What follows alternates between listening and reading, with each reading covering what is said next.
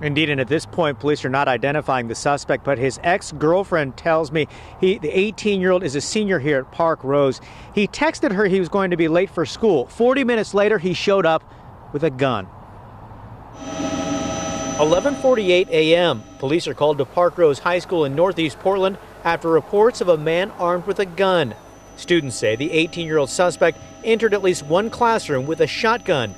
No one was injured. It's not clear if any shots were fired. It was definitely scary to think that me or my sister could have been hurt. Emergency dispatch recordings reveal the conflicting information coming in as police responded. And we're getting another caller reporting the same, saying that it looks like there may be a teacher yelling at some kids, saying there's an active shooter at the school.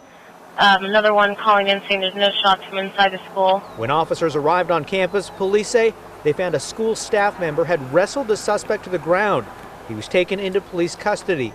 The high school went into lockdown as anxious parents waited for their kids outside. This is happening so often now, and now it's at home. It's in our home.